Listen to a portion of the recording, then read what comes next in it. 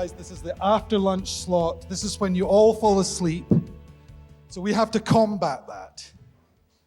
Yeah? We want something to bring us together. Yeah? Yeah, you're expecting it. Everyone stand up. Come on, let's stand up. Come on. Now, I'm going to keep an eye on those that aren't standing up. Mark, yes. Right. Okay, now, what I want you to do is I want you to put your hands together like this. Okay? And I want you to jump up and down. Come on, let's go. Now, let's all shout. I'm jumping like a bunny. I'm jumping like a bunny. Yeah, great. Great. Right, you can sit down now. We're going to start proceedings. Now, well, this is my idea, so if it falls flat on its face, don't blame the ladies. Okay, so we're going to introduce panelist by panelist in awkward, cringe-worthy ways. So first up, we're going alphabetical by first name. So that's Amy. Now, no, whoa, don't go yet. So this is the AHDB force of nature, the mindset queen. Check out her podcast, especially episode 1. Think outside the box. No, outside the fence. Right, okay. Here we go. Amy Hughes, ladies and gentlemen. Come on!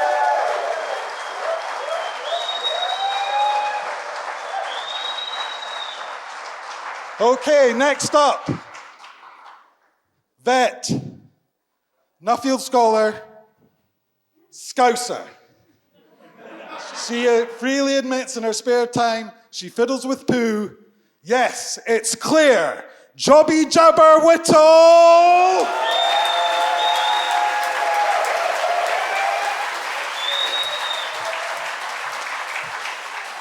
Okay, next up. My nemesis.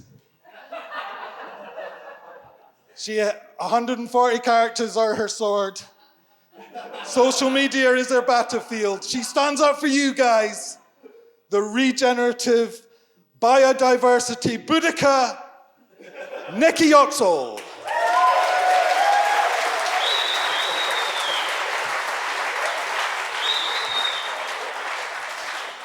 Now, I have been listening to this lady's book, and it's a deep dive into farming and to farmers, and it provided me with so much clarity. Books are available at the back. We've got Sarah. She no longer wears a wig, honest. Langford.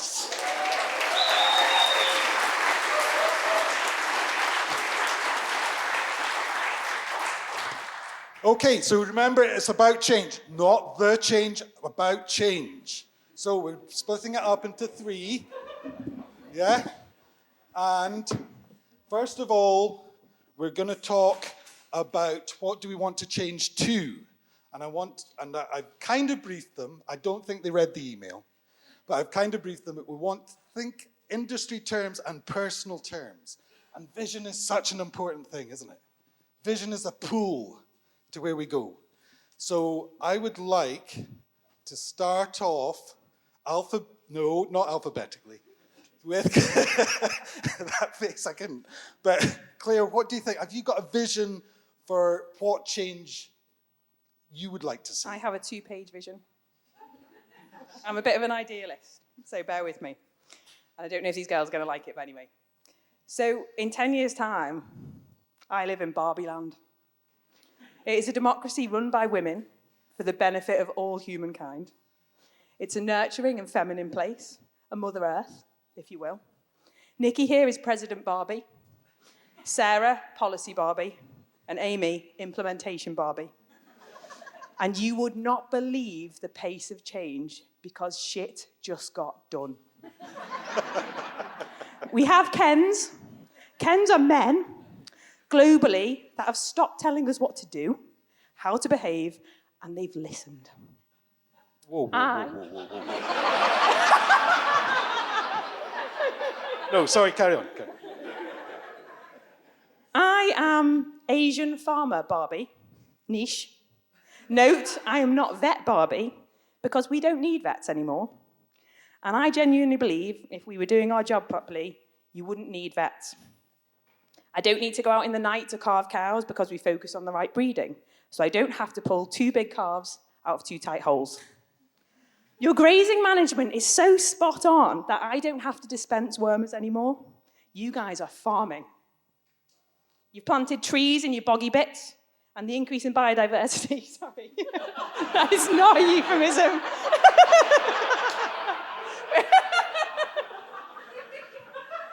But you do get an uplift in biodiversity. It means that fluke and ticks aren't a problem anymore. You don't need hormones to get your cows pregnant because they're not pumping out so much milk that they're walking on a metabolic knife edge. The vet practice model based on the sales of antibiotics no longer exists, and I tell no lies here. For a while, people paid for my time and my expertise. I wasn't just a cost. Research was done on the benefits of biodiversity for animal health, of trees, plants, and other species that act as medicines, and the research was fully funded because it was important, not because it was paid for by Big Pharma with a product to sell. You guys stepped up, you did the research on your farms, you tried, you failed, and you tried again until you got it. I found myself dispensing medicinal hedgerows, herbal lays, and willow coppices to protect against parasites for your livestock. Planting in-field trees to protect against heat stress, working on improving your dung beetle numbers rather than dispensing chemical wormers that kill them. I trained you all, and then bit by bit, you came to me less, and you passed the information amongst yourselves. The regen vet says meadowsweet's really high in salicylin. We've planted some around our calving paddocks. You say your flies are really bad under the trees. Well, you need more than 2 trees in a field, so they don't all gather under the same 2. So in the end, I get to farm. My dream. Nikki Yoxall's made that possible. I can just pick up the phone and get land. Don't even need to think about it. So I've got me, my perfect herd of English Longhorns, and maybe a Ken.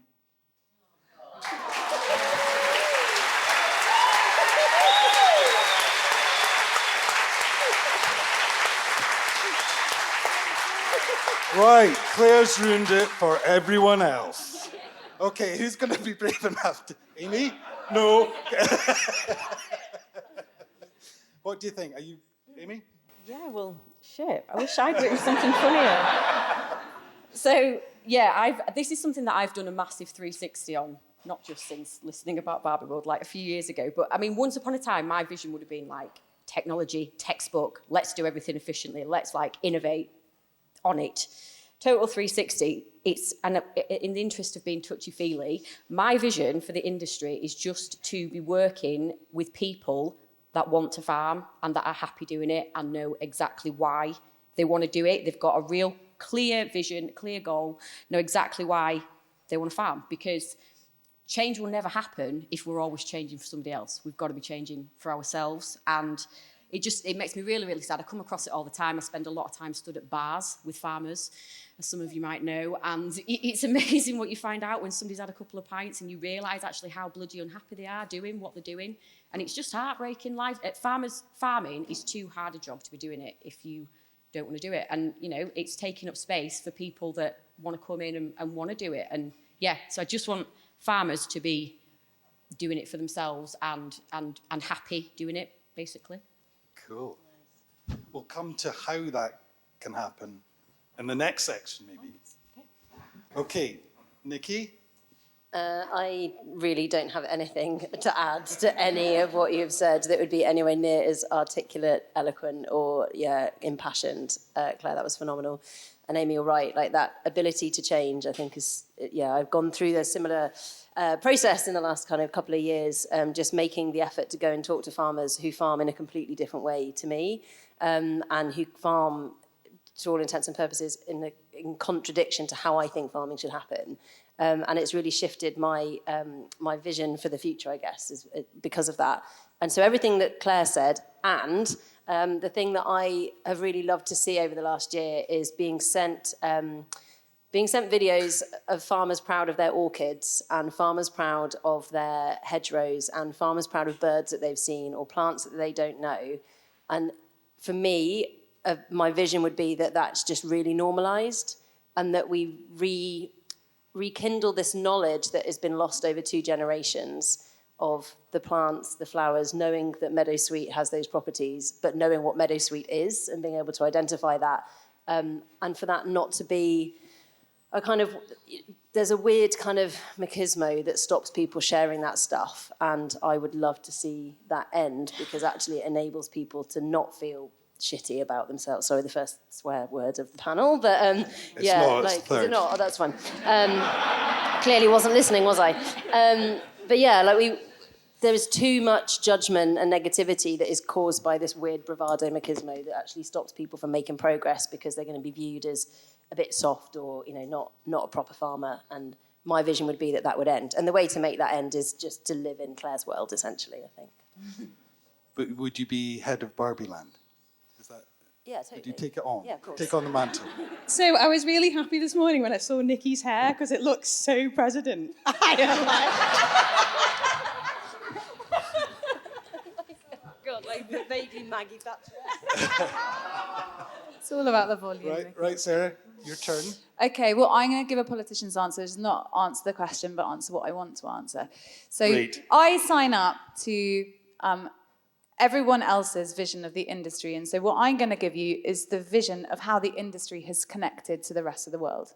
So I sign up to going in to have my hair cut, and the hairdresser starts talking to me about soil properties and where they bought their bread from. Or I go to a party in a grey concrete city and look up, and all the roofs are covered with grass roofs, and AstroTurf has been banned, and in the back garden people are growing their own vines and vegetables. And then when I get to the party that I'm going to, rather than glaze over when I'm into my hour and a half worth of retext dates, the other people at the table start talking to me about what composting they've been doing with their waste.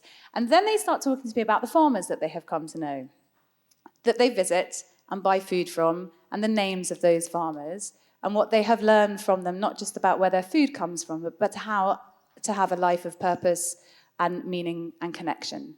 And so rather than just focusing on this industry, I think the vision for me is that this industry joins up to all of the other industries and shows what it can teach them about how the world will be. Awesome. Right, let's dig a little deeper. Yeah? Is that deep enough, Sarah? Right. I mean, what with the bouncing, all the rumours of a cult are likely to start becoming true in a minute. I'm regretting it now. I shouldn't have worn a blue shirt. Anyway, right, okay, so we want to embrace change. Yeah, so what's your attitude to change? Because I think, obviously, that it's like when facing progress, we're going to have to embrace change in some way or form. Claire, you had something. Now, have you got, how many pages have you got in this? another 2. Right, But okay. I won't say it all in one go. Well, But I hate change. you hate change. On the whole, I hate change, because I'm a routine person. So I like things to just go along as they always do. I don't like it when people leave work and there's a hole and you've got more to do, that kind of stuff. I'm suspicious of it. It makes me I get really anxious. And I think that's probably about loss of control, potentially. And I think there's types of change, because I like good change, hopeful change. We had this discussion, didn't we, a little bit? But I hate bad change. I know that's out, but I'm just going to give you an example of bad change. This is a light-hearted one. But yesterday, I had an orange club. All the biscuits are available. Now, I don't know how many of you have had clubs over the years, but you used to be able to bite the chocolate off from around the outside in chunks. Now you lick it and it's gone. Right. Now, there's 2 aspects of this, and there's 2 things I've been told, and they both make me, well, potentially. But number 1 is that your hands are bigger. I'm nearly 40 years old. My hands haven't changed that much since I was 20. I wasn't a child. So now you've made me suspicious. Do you work for McVitie's? It's for your own good. Because it's smaller, it has less calories. So now you've made me anxious because you've diverted the problem and you've made it about my weight. That isn't supposed to happen. So small clubs are a bad change. Now, they're not life-threatening, but insect decline is. So, less bugs. Great bridge. And just bear with me. There's less bugs on my windscreen when I'm driving. Now, you can tell me it's because my car's more aerodynamic, but I do trust my gut and science. And we know it's bad, and we know it's changed. So I guess my attitude now is, how do you turn bad change around, and how you stepped into doing that? So if you told me 10 years ago that an insect that spends its entire life in shit would change the course of my entire life, I would not have believed you, but that actually did happen.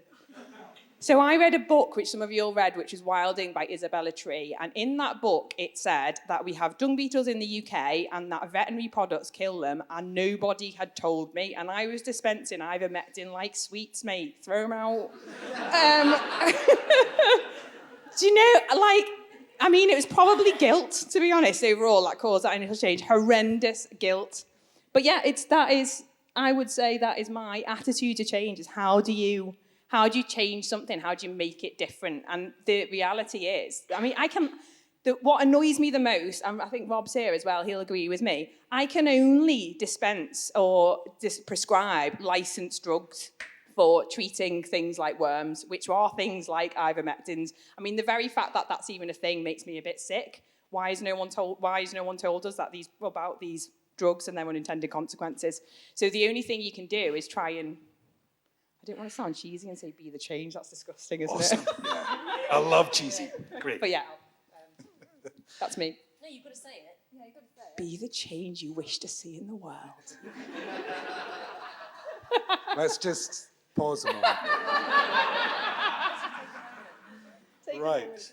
Okay, that's great. Amy, do you want to go next, or do you want to rest? I look like I need a rest. No, Okay. so what interests me about you is that you spend your life, your professional life, trying to make change possible for farmers. And there'll be a resistance to that. And what do you think is the key to change and, embrace getting farmers to embrace it? Yeah, so I do spend a lot of time trying to get people to change, and I've changed tact in the way that I do that, but I'll maybe come back to that. But in my experience, on my observation, people shy away from change the most when it really threatens their identity. So let me give you an example. I think that's why we've got so much criticism within our own industry, so much farming across walls and, what they're doing it like that for, because when they see somebody doing something different, they go home and it doesn't fit with how they think they are. But the problem with that is that those people, 9 times out of 10, have no idea why they're farming or what they're doing it for. They're just doing it because they've always done it that way. They've no idea what their own identity is. So it's just judgment. And we have to change this narrative of we're always going to have legislation, rules and regulations in this industry, but we still have to feel in control. We still have to be in the driving seat. And it's how can we still tick the boxes for all the legislation, but farm in a way that fits with what we think and how we think we should be farming. So, it's really hard to reach people because, quite rightly so, I don't farm. Why the chuffing hell are you going to listen to me about farming? However, I have been through significant change, and that is, I've now jumped off the technical bandwagon that I once was on. I once wanted to be Liz Jennifer, the technical expert. Oh my God. Yeah, I know. And no offence, Liz, but, I'm all right now, thank you. So, it's the people side of things that really, and I think it's since I've having kids. Sorry, ladies, I'm getting a puppy. Please remember that. I'm going to talk about my kids though for 2 minutes. When I had kids, I had 2 in very quick succession, 12-month calving interval, and exactly, practicing what I preach. And so I only had like 6 weeks back at work. I was off work for the best part of 2 years, and when I came back, I was shit scared of being seen as just a mum. Absolutely terrified of it. So I went in all guns blazing, made myself very ill in the process of it. And it was really, really difficult for me to admit that I enjoyed being a mum. That sounds obscene. I hate saying it out loud. But it did, because it just did not fit with my identity before I had him. I was like Mrs. Career Woman. And that all changed. So getting through that and actually admitting to people, and not just in your own head, you've got to verbalise it. You've got to, I want to work slightly less. I want to spend time with my kids. That was huge for me. And I'm sure it is for every parent, but hellfire did I struggle with it. So Has anybody watched that documentary on Netflix, The Art of Not Giving a FC UK? It's a book as well, yeah? So he talks in there about that it takes a certain amount of pressure to form a diamond. And hell did I put myself under pressure. Nowhere near a sodding diamond yet, but, might be soon. So it's hard. It's really hard, but it is all about that, empowering people and making them feel like they're in the driving seat. And that it's all right to say what you want. You don't have to farm because it's always been done that way, or because who's the Prime Minister? Rishi Sunak says that you have to, or Death Road. It's your farm, it's your business. Make it work for you. So it's a narrative that needs to change massively. So that was how, maybe we'll come back. How did it end? So this challenge that you had, being Mrs. Career Woman and then mum, and then back into a career, and how did it, and did you just find balance? That was basically it. Yeah, I had to. Like, I wasn't well after. I had horrible postnatal depression after having Arthur, so I wasn't well. So, it was a breaking point, which I don't think you always have to get to, but it was I just have to, and it is a practical thing as well. It's literally about finding how it works. You've got to trial and error, time planning, and all the rest of it. But it came to it, and I still don't think I'm there yet. I still put too much pressure on, but we will get there. Yeah, you don't want to start a podcast. Yeah, that'll just add to it. Yeah. Right. Right, Sarah, you have the mic. What? I do. I mean, I was going to sort of say all that. No, the idea of judgment is huge because, I spent 10 years literally in the court of judgment. And whether that makes people, well, I absolutely sure that it doesn't make people change, that particular any kind of judgment. And I've seen both in my own family and friends growing up and what we're trying to do now, that the only way that you get people to move with you is without judgment and through the telling of stories. I believe that the telling of stories, the ability for somebody else to put themselves in the shoes of someone they've never met and walk that life with them, I think is really powerful because I think we've always told stories to each other about the world and how it works. But I will just kind of pick up on what Amy said now about reaching rock bottom, because when I look at the people that I represented who would go through a cycle of imprisonment, for example, like one of my favourite burglars, who was really good fun to hang out with, genuinely, had his own moral code, didn't do independent shops, only large scale because no one enjoys working there and they've got insurance anyway. It does actually make sense. Wrote great letters of apology to the judge until he found out that it was the same judge he'd been in front of before, and then he'd go, oh no, he's had one of those. He's a very good example of something that I saw all the time, which is I represented him for 8 years. And he bounced back and forward. He knew the system better than I could. He'd go, do you know what? If I plead to that, they'll drop that, because they've got the evidence for that, but they haven't got me on CCTV for that one. But in the end, he reached a sliding doors crisis point because he got sent down for something really serious that took him, would potentially take him out for a long time if he went down. And he had what we in the industry call the swerve, which is when you're faced with the possibility of your life crashing. And that could be analogous to losing your farm or to a death or a near-death experience or whatever it might be. And a technicality, and I saw it in other cases, technicality meant that he didn't get what was in front of him. And that was his swerve to change. And I realised it's quite a high-risk strategy. But I read a report, or someone told me about a report, that 60% of change comes from crisis. I could have got it the wrong way around. 60% of change comes from crisis and 40% is peer pressure. And I think the combination of the two enables people to think, why am I even doing this anyway?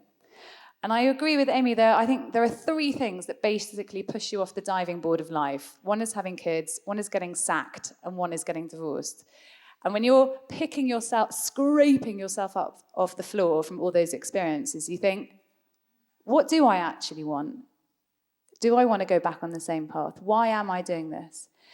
And a lot of the farmers that I met and wrote about had reached that crisis point where they were about to lose everything, and they had to make a choice about where they went next. Otherwise, you're on the hamster wheel. So we have... You started this. Yeah, but then, so you've got to... I totally get there's so many stories about crises making huge change. I mean, there's a lot of stories in regenerative farming about that, definitely. Why are you laughing? Should we just look at him? But then how can you change without that happening? Or is it... Well, maybe that's the peer pressure element of it. If you get enough people, if the circumstances, and we're there, right? Loss of BPS, crashing, huge flood events, droughts, crashing biodiversity loss, we're at the crisis point, which is going to take enough people to that point of change. And then the peer pressure element comes into it, and that's the judgment thing. And I was talking about it this morning. I used to be able to drive from London to Suffolk without seeing an animal. Just wouldn't see any at all. And in the last couple of years, I've started just going, sheep, out of the window. It's weird for anyone else in the car. And then the other day, luckily I wasn't driving because I definitely would have crashed the car. And I was like, holy shit, there's a mobile dairy. There's a mobile dairy in that arable field, just there, by the road.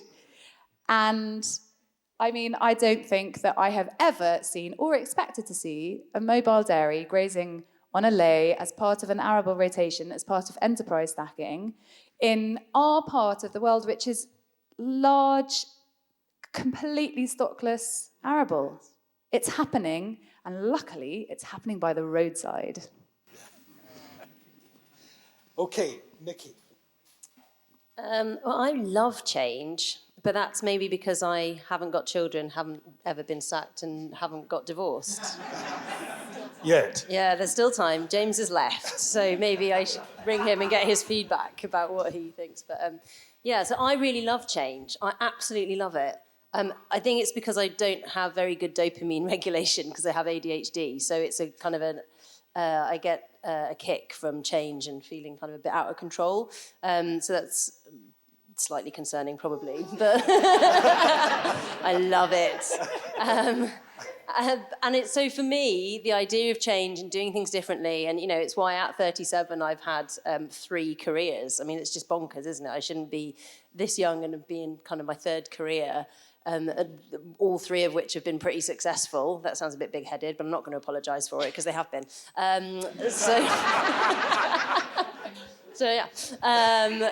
But yeah, and I like having the ability just to drop something and pick something else up is something I've really enjoyed. And because I like change, I've always been a bit of a. I guess I got a reputation as being a bit of I don't know, kind of a bit of a zealot, a bit kind of, at the extreme. No. Do you know what? There's this expectation that, and I suppose it's quite a good place to position yourself, isn't it, at an extreme, because it means that people want to argue with you, and that also gives me an adrenaline kick. So it's another way that I get my dopamine fix. But yeah, I think, there's this assumption that I kind of have this particular way of being or thinking, and that, I'm a bit of a hippie, and that I, think that we should all go around stroking our cows and giving them all names, and never thinking about kind of anything other than touchy-feely stuff and, less of the efficiency. And actually, that isn't the case. And the thing that has really, what I've realised is that everybody's perception is their reality. So other people's perception of me is their reality about how I behave and how I think. So I will be considered to be a bit too hippie or a bit weird or a bit just too extreme for them to engage with. And so in terms of kind of engaging with other people in a process of change, I mentioned it a minute ago about, kind of putting myself out in situations where I felt uncomfortable and I wasn't in my kind of normal comfort zone, going on to, so I work for Pasture for Life, and I was putting myself to go and visit 100%, zero grazing dairy farms where the animals never went outside ever. Like complete anathema to how I believe and would ever want animals to be treated. Doesn't mean that that's wrong, but what was really important was that I was engaging with that. Now, that person isn't going to change if I turn up on their farm and go, well, this is rubbish, and all your cows look miserable, and you should just do what I say, because no one is ever going to respond to that. So, and they probably, maybe they're not going to change. But I think just if you become a personality who other people expect something of you, the best thing that you can do is do the unexpected. And I think sometimes that allows people and gives them permission also to change, because they see if you can change, maybe they can also change. And that is getting a little bit, I don't know, philosophical, but I think it is true that if people see that you can moderate how you think, or you can change what your experience, and you can be open about that. And you can say, I used to think feedlots were really awful places until I went in and visited some. And actually, the guy that runs this feedlot, not a million miles from here, has become a really good pal, and we quite often share whiskey drinking tips and recommend Netflix series to each other. And actually you take out that power struggle of I believe in 100% pasture-fed beef, he believes in whatever his system is. You take that away and you get to a very personal level.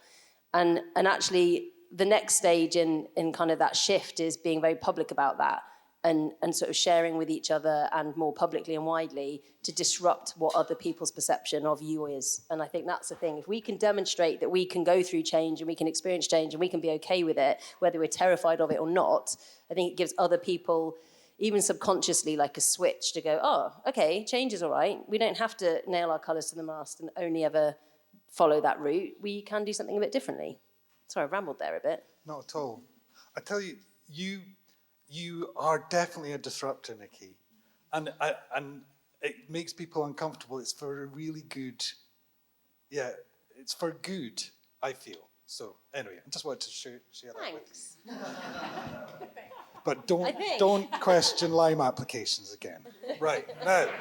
Waste of money, Okay, waste of money. What you need is adapted cattle, because then you don't need to worry about your productive grasses. Right. So I think Amy would agree with me on that, maybe. Right, now I've got the last thing is the challenge of change. So barriers to change. Claire, we talked about this beforehand. Yeah. You've had a lot of challenge. I just talk about them a lot. Well, no.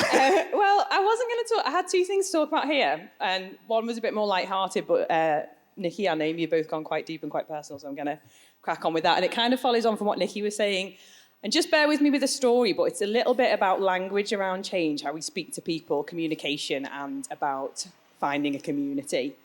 But some changes are devastatingly, heartbreakingly life-altering, and they're sudden and they're unexpected, and they have outcomes that you could never have possibly predicted. So some of you all know this, some of you won't, but I had a hysterectomy in April this year. I was diagnosed with cervical cancer in March, and I don't want to say much more than that, other than if you're worried about your bits, just go and get them checked. Like as someone who spends her time in shoulder deep in vaginas, they are all weird and wonderful and beautiful and unique, and you have nothing to worry about. So just go to the doctors. But the point was, something happened after that. So I've always said I never wanted children. I was absolutely 100%. And then something about having my uterus removed changed that. And I don't... Fucking hell. And I think the answer's still the same, and I'm not apologising for crying, and I'm going to come on to this. It made me think about it an awful lot, which I hadn't done before, and, I'm never going to be able to do that. I made a decision when I was younger. I think I'm okay with it, and I'll get there. But the point is, I was really sad, and I was really angry, and I was really frustrated about it, and nobody said the right fucking thing. Everyone wanted to be positive, and I'm on my second round of therapy now, and my therapist said to me on the phone one day, "Why do you keep saying sorry for crying? Why do you keep saying sorry for crying?" And that is the thing, isn't it? We've been taught sort of societally and culturally that sadness and grief and anger are bad emotions to have around change.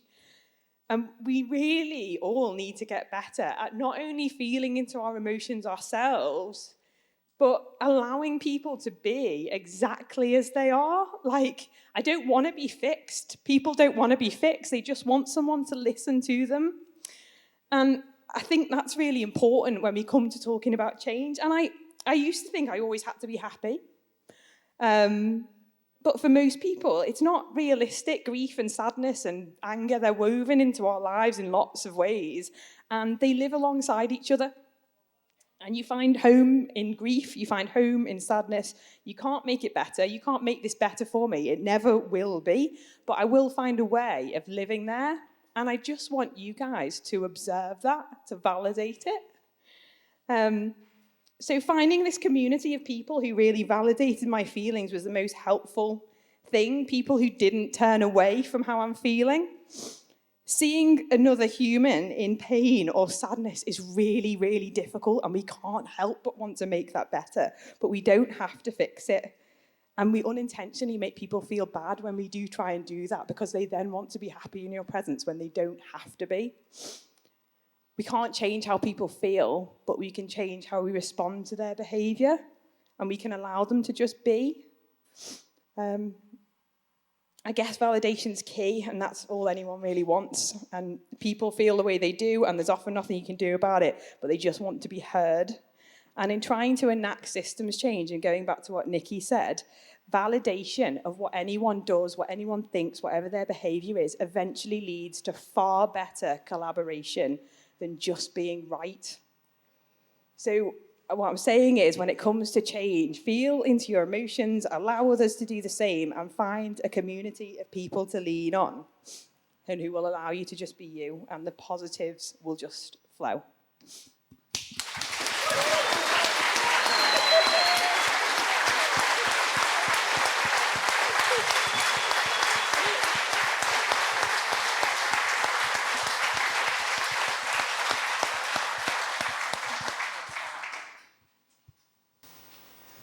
Soz. Oh, right.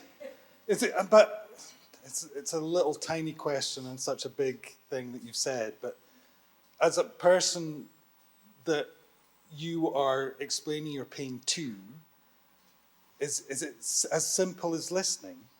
Or It is literally just listen. Like we spend a lot of time trying to, and I do it as well. You know, you want to, so someone tells you something and then you come back with something similar because you want to empathize with that person. But actually everybody's grief is completely different, and people will feel differently about it. You know, whether people have lost a child or whether they've had a divorce or all of those things everyone lives in their own separate grief, but trying not to compare yours to others is really important. Just having someone listen to what you're saying and just say, yeah, it's really, really shit, and that's it. Like, and just listen to that over and over again if it's needed. Just not try, it's that trying to fix something, or people saying at least. Like, it's like, you know, I lost my grandma last week. Well, good innings. She lasted till she was 91. At least she was 91. It's left a massive hole. Like, you know, it's still not great that she's gone. It's the same for, you know, everyone loses people. But the at least, there's always like a second part to a sentence, isn't there, that remains unsaid. Yeah. Nikki, do you want to? Not really. But I think what is interesting, actually, and I was reflecting when you were speaking, Claire, on something that you said earlier as well, Sarah, about peer pressure. And I think there's like an opposite side to that, which is, again, this thing about community and support. And I think in this kind of bubble that we all live in our echo chamber of kind of agroecology or regen ag or, you know, changing systems, we're all very good at supporting each other and feeling very good that we've got this community. You know, something that Pasture for Life are hugely proud of is the community and the membership, and something we talk about all the time. But actually, sometimes I think we forget the power of just one person being your cheerleader. And just having one person. So if somebody who is doing something in a particular way that they're really struggling with, or they're finding things hard, and they make a change, just being a cheerleader for one person is as powerful as us all kind of being self-congratulatory that we're all sitting here and aren't we good and we're all going in the right direction. And so I think I've kind of decided I want to be a cheerleader for people, but not tell other people or even tell them, like just be this kind of person, which is quite difficult for me because I'm quite gobby. But sort of, there are a few farmers that I've worked with in the last couple of years for whom, they'll every so often I'll get a message or a phone call that they've tried something different. And like I used to want to sort of change the world, but actually just kind of being that supporter and cheerleader for that 1, 2, 3 farmers quietly in the background, I think is so much more rewarding. And like, it doesn't need to be shouted about. And whether you're a cheerleader or you're the person that just sits there and nods and goes, yeah, it's really shit, isn't it? Whether you're kind of just a person to receive their frustration and anger, or whether you're the person that then bounces back with positivity. And I think that, that's something that I think maybe more of us could try doing, being a quiet cheerleader. Great. Do you want to go, Sarah? I'm going to take it, yeah. I just want to... What Claire said about listening is exactly what I think the process that I saw farmers going through when I was talking to them, because I talked to loads of conventional farmers as well. But the person, obviously, who springs to mind is Uncle Charlie. And he was really angry. He spent a long time being really angry. And when you drilled it down, that anger all came from a place of feeling like no one was listening. Not really. I mean, he had a column, so some people were listening, but not the people that he wanted to listen. Not the people that he wanted to listen. And so I wrote the chapter about him, and, it was quite mixed. I used his own words a lot. And I remember feeling physically sick when I sent it to him by email and thinking, well, that's the end of our relationship. There'd been quite a few periods of non-speak already throughout the writing process over the kind of 2 years beforehand. And then I called him up, and there was a few have you read it yet? And I called him, he went, I love it. I thought, I did not expect that at all. But what he loved is that someone had heard him out. Someone had listened to his arguments, and then they'd put it in a way that was going to reach people that was outside of his circle. And I mean, it's the same as the clients I represented as well, of course, but this idea of just listening to people without judgment is critical for change. Yeah. Amy, you're up last. Yeah, it's Make it good. Oh God, it's joking. It's like we've actually discussed this before we've done it, because the 2 of the things that I've got written down are building your community and listening. I don't claim to have had much of an impact on anybody, but the people that I do know that I've helped change, it has literally just been a case of listening and providing a non-judgmental space. Not offering advice, and when they're finished, telling me whatever they want to tell me. What do you want to do about it, and how can I help you? And that comes from, I know it's my job, but I can't advocate discussion groups enough. There's a few of my farmers in here that have been in my discussion groups, and that without doubt the best bit of those discussion groups are the time at the bar. They are, where you all get together and you just talk about what's going on. And you've got to build that community around you, because it's not a weakness to ask for support. It's human. We are all biologically programmed and neurologically programmed to want that support. So it's not a weakness. But it's, picking your support. I was very late to the party with the whole Brené Brown thing. I think she's bloody amazing. But after that, I have a rule now that if you are not courageous and brave and get your ass kicked and fail on occasion, couldn't give a shit what you think about me and my life. Like that, there are too many people like that in our industry that will judge and critique and then go home and just do the same old crap that they've always done. So, but what you have to remember is they're always going to be about, but you don't have to take that on board. You don't have to take those thoughts or those voices on board.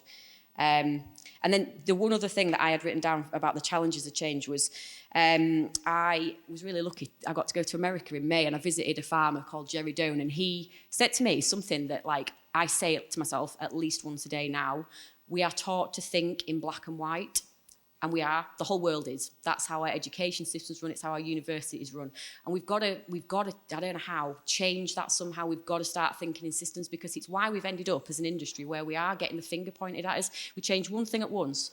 The KE is the same. All KE across the industry is the same. Let's look at this one technical aspect. Let's not give a toss what people think. Let's not give a toss what it does to X, Y, and Z. Let's just focus on this one thing. And then we wonder why people don't change, because they go home and try it and it cocks a load of other stuff up and it isn't really what they want to do. And so what's the point? Like, the technical bit is the easy bit. We've got the information to change. We've got the technical information. We've got to get the people bit right. Otherwise, we're just bloody flogging a dead horse with it. Brilliant. Boom. Yeah, you can drop the mic now. Right, we've got a few minutes for questions. Have you got any questions? There's a gentleman over here.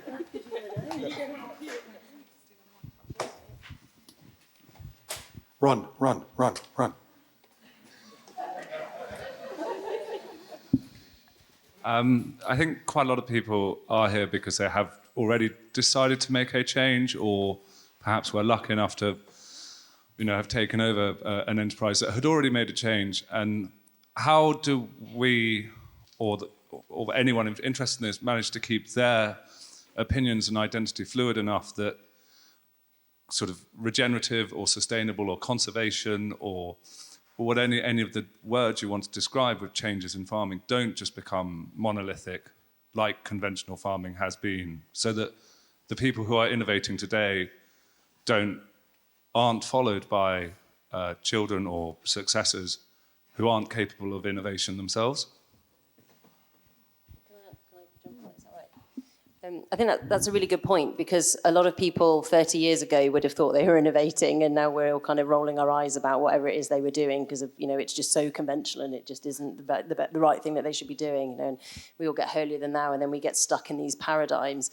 And I definitely have gone through that process, like with mob grazing, for example, and like moving animals every day, and this is what had to happen, and it had to be like this, and then actually realising that completely gets in the way of just being human, and all these other systems and ways of thinking around it. So I think one of the things that I really recommend is, holistic management, mostly because it was life-changing for me. So as a practice, it's about identifying where you want to go, and like what you want to achieve, what you want your life to look like. And so it kind of doesn't really matter what label you put on that as, oh, I want, I'm regenerative, or I'm this, or I'm that. It's actually, what do you want your day to look like?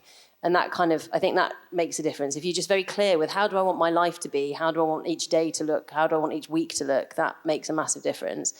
And then I think the other thing is that, like Carol Dweck's work on growth mindset, I don't know if any of you are aware of that, and this kind of comes to my background in education, is brilliant. This idea of like the kind of plasticity of our neural networks and the ability to change. And so always thinking about, rather than saying, well, I can't speak German, you would say, well, I can't speak German yet. And, it's that openness and willingness to change. And I think, if you're interested in how do you maintain neural plasticity and openness, then Carol Dweck's work is, on a very individual basis, I think is an interesting thing to do. What we can't do is tell people how they should think, and actually all we can do is take responsibility for our own thinking and our own behaviours and our. So I think rather than worrying about how do we stop everybody from becoming kind of too fixed on regenerative, our best bet is to think, how can I stop myself from being too rigid in my beliefs, and how can I maintain an openness and a willingness to learn? And if we all do that, then we've solved the problem, haven't we? Because we're all being more open. I don't know if that makes sense. Anyone else? I think you got it, mate.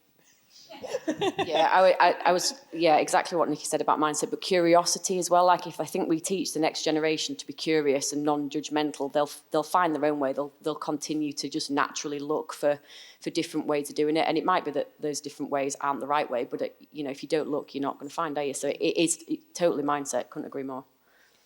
Joel Salatin had something on his farm where all of his kids got to start their own business on the farm. That was really cool. So, and then they could carry it on when they were older, and then all of his grandkids had done the same thing. And there was all of these little businesses that all belonged to someone. They were someone's responsibility. And that was really interesting for giving people a bit of innovation, like for the next generation. Sarah, have you got... Shall we move on? Or... Yeah. Oh. I'm clearly the not very clever one, because I'm not sure I totally understood the question. Is it like how you stop the next generation from, how you stop regenerative being a fixed product that can then just be copied? And I think in its very essence, it's impossible to make it a fixed product because it's adaptive and it changes. So if you're doing it in its truest sense, then it cannot be. Have I understood the question right? Okay, good. That's a good answer. Right, one last question. Uh-oh. Yeah. Is this how girls talk all the time? And I How many don't daughters know. have you got, Paul? We're women. Try again. Paul, run. so I think my original question before that just popped into my head was, is farming doomed because it's run by boys? Boys. That's a nice recovery.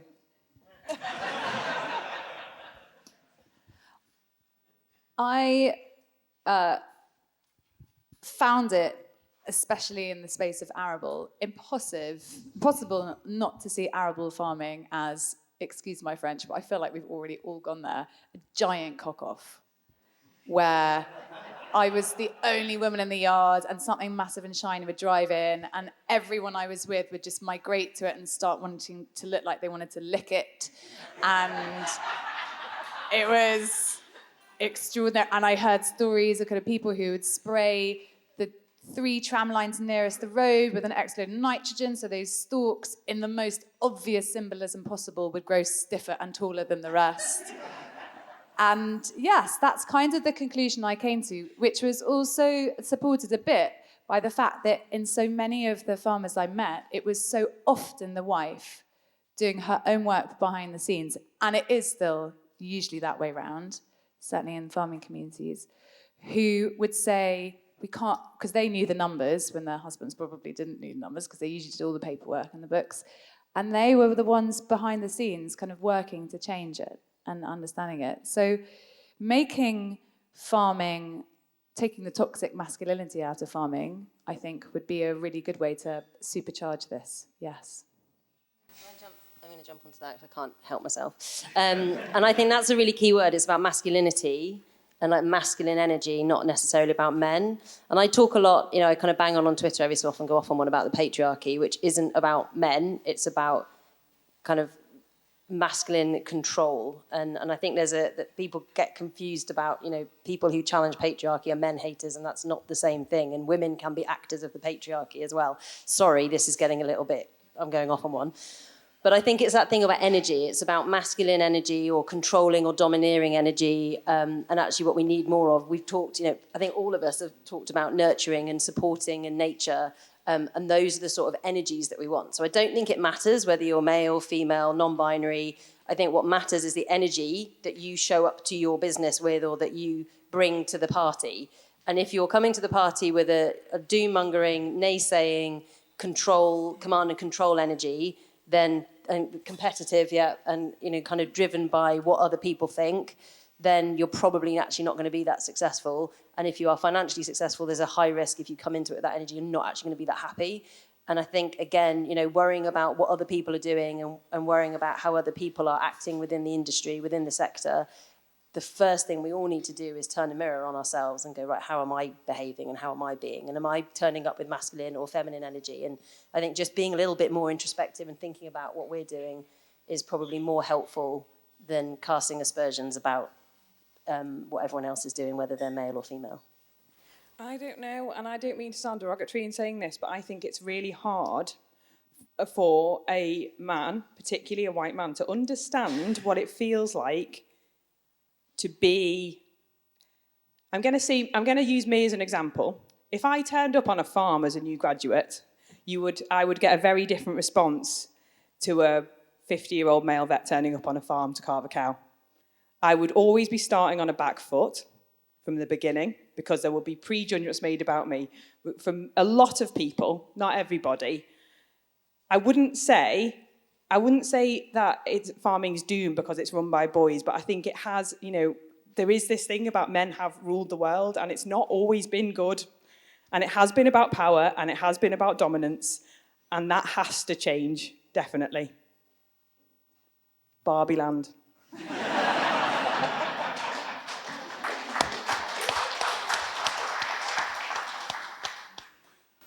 Amy? Me. Is it doomed? No, I don't think it is. I don't think it is. I think there's a lot that needs to change. I think, Paul, we've been in, I can't remember where we were, but I can remember you specifically saying men need to talk, no shit, or words to that effect. Like it's daft with that. That narrative needs changing across the whole society, not just farming. And I think it's down to those of us that are parents to make sure our kids know and feel that it's okay to talk about what they want to talk about and what they want in life, and it's something that's got to change generally. But there's no doubt that women bring a totally different element. I'm talking about discussion groups now. They do. Men will talk more when women are about 100%, which is sad, really. But it is, it's a thing. So no, I don't think we're doomed. But there's a lot of work to be done in that respect, definitely. Okay, that's it. I'll finish with a song. I'm just Ken. Anywhere else I'd be a 10. Sorry. Right. Thanks so much. Give it up for our 4 amazing panelists. It's the best panel I've ever been part of. Thank you so much, ladies, women. Okay.